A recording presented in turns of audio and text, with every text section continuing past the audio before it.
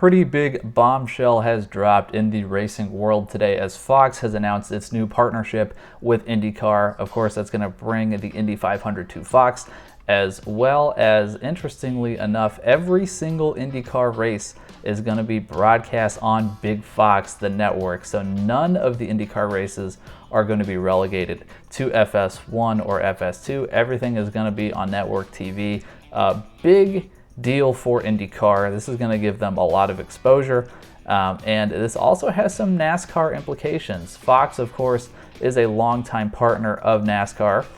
So instead of getting all of their races on network TV like IndyCar, for 2025 on NASCAR's schedule, of its 14 races under the Fox umbrella, only 5 are going to be on network television, with the remaining, the remaining 9 races being presumably on FS1. So essentially 2/3 of NASCAR's races on Fox are going to be on cable. So NASCAR is sacrificing some ratings there. So certainly interesting. Another funny comment from this article here from AP.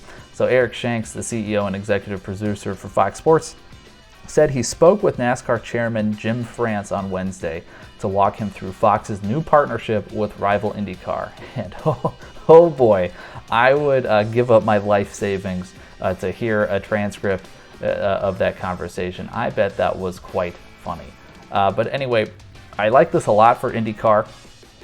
The F1, Formula One, is kind of slowly and steadily gaining popularity in the United States, and IndyCar, I think, sees that and is trying to pounce on the opportunity to continue to drum up interest in open-wheel racing in this country, and this certainly gives them the exposure to do that, to be on one network, having all your races on network TV. That's going to allow a big audience to watch every single race and be able to build affinity with drivers throughout the season and follow the season start to finish and get ingrained in the sport, and that's going to be a big deal for them. On the NASCAR side of things, I think this is a bit of an L for NASCAR, and I do want to make something clear here. I've seen some reactions on social media like that this number, the 5 of 14 races, will be on network. That is somehow some surprise to NASCAR. It most certainly isn't. This would have been a major topic of discussion during the most recent TV negotiations that were agreed upon. So NASCAR agreed to this. Like they knew what was happening. Now, I don't think they necessarily knew that Fox was going to swoop in and put the entire IndyCar season on network television, right? I don't think that was foreseen, but they knew that they were only going to get 5 of their races on Big Fox. So, again, NASCAR agreed to this. But yeah, I think this is going to be a bit of a perception issue for NASCAR, right? So your longtime partner in Fox has decided to swoop up another racing series and put them on their main network while relegating 2/3 of NASCAR's races to cable. Again, there's certainly a good reason for NASCAR to agree to this, and we're going to get into that in a minute. But yeah, just IndyCar trying to take some of NASCAR's market share here. And kind of another compounding factor to this is I believe IndyCar is going to handle their own production. So they're not going to be experiencing a lot of the production woes that NASCAR on Fox has experienced. IndyCar has quite a bit of experience in their own production at this point, and I think they do a pretty good job. So the quality of the broadcast for IndyCar is probably going to be better than NASCAR on Fox and FS1. So just another blow to the perception hit of NASCAR here. So circling back to this point, so NASCAR agreed to this, and Fox gave them a good reason why, and so.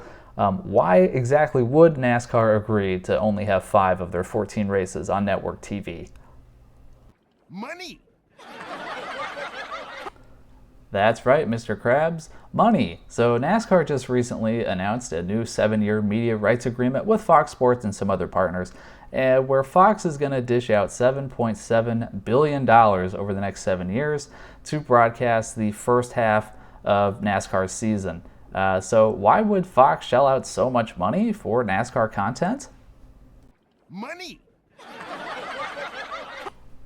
Right again, Mr. Krabs, money.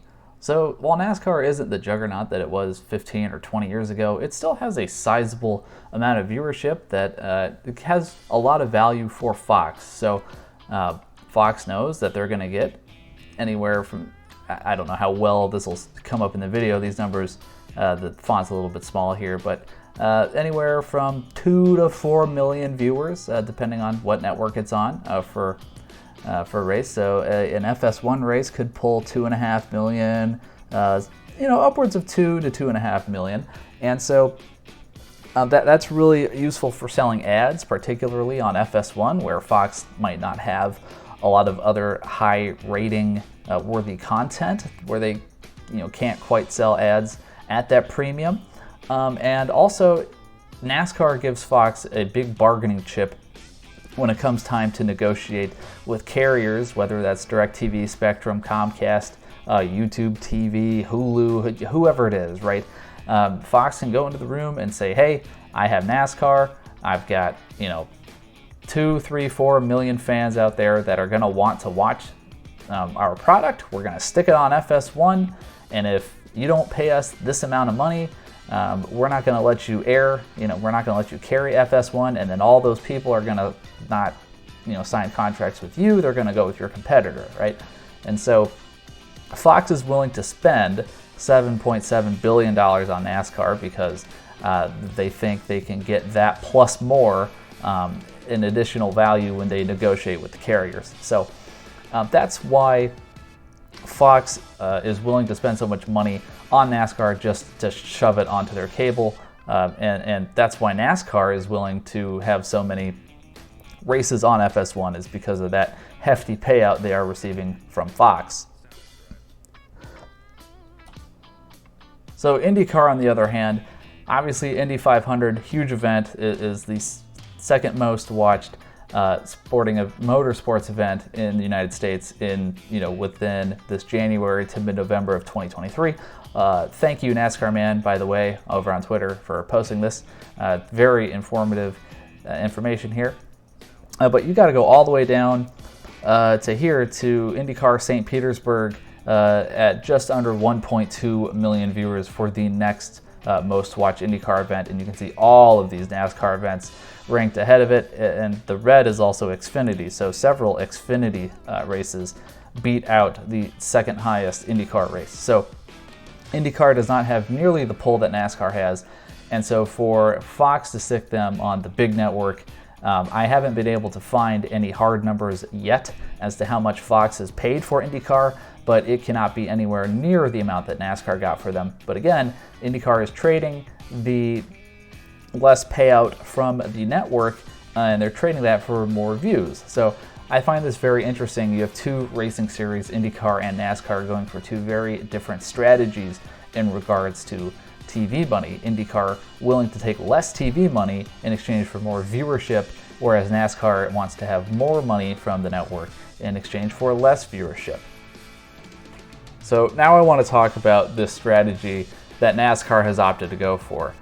They are, again, taking more money from the broadcast rights and kind of sacrificing viewership. So what does that mean, right? So let's say we have a race team, and the race team, it takes a lot of money to run, right? You got to buy the cars, you got to pay the people, you got to get the car to the racetrack, you got to put the team up in the hotels while you're at the racetrack. It's a lot of capital, right?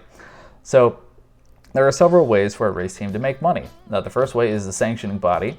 So NASCAR specifically has a charter agreement. So the race teams with the charter agreement, they agree to run the full schedule and to be competitive, right? Like they can't just start and park like they used to, right? You have to go try to run the race. You have to continuously improve, right? So if you suck for too long, NASCAR can revoke the charter.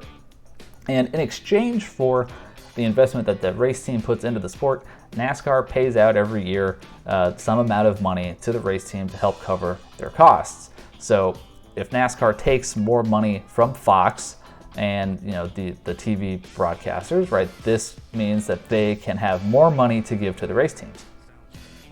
But that's not the only source of income, right? So race teams also receive money from sponsors. So stock cars are essentially giant billboards that drive around the track with brightly colored and big sponsor labels on them.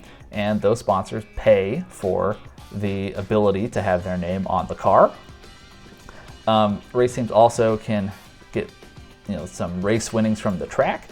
And so that's going to be tied to how much money the track brings in via ticket sales, concession sales, and kind of naming rights for the race itself. For instance, when the Southern 500 used to be sponsored by Bojangles, right? The Bojangles Southern 500 at Darlington Raceway, Bojangles would pay some money to Darlington Raceway for the rights to put their name on it, and maybe Darlington would stick some of that money into the race winnings.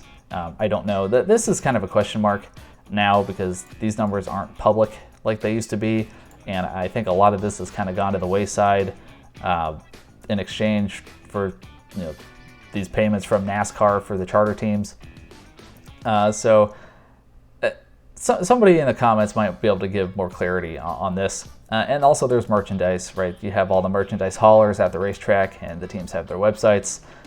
Driver gets a cut of that. I'm sure the sponsors get a cut of that, but the team gets a cut of that as well. So again, NASCAR has opted to juice this number, right, by taking more money from Fox, but they have sacrificed ratings.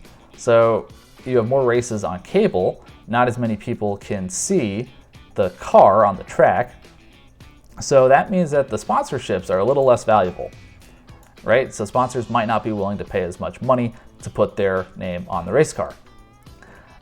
If you have lower ratings, it's harder to just keep interest from those fans that don't have cable, right? So if you're only able to watch 5 out of the 14 races, it's kind of hard to keep tabs on the season, and it's kind of hard to keep those fans engaged. So they're kind of less likely to show up to the track, I would imagine.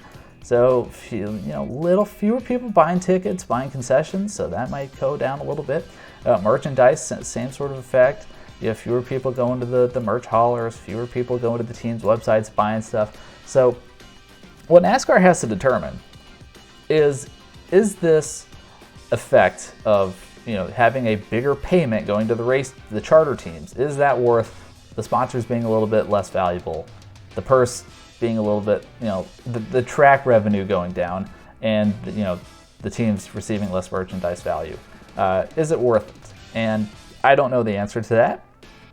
IndyCar has gone the opposite route, right? So they're not getting as much money from the sanctioning body, and I'm not as familiar with IndyCar. I don't think they have a charter agreement similar to NASCAR, but the sanctioning body could put up money in kind of the end of year standings, right? They could distribute it that way, but the IndyCar is not going to have as much money as NASCAR is to give to the teams directly. But since all the races are on Fox, right, that's going to help the sponsorship. For IndyCar, that's going to increase. That should help the track revenue. You're going to have more fans being engaged.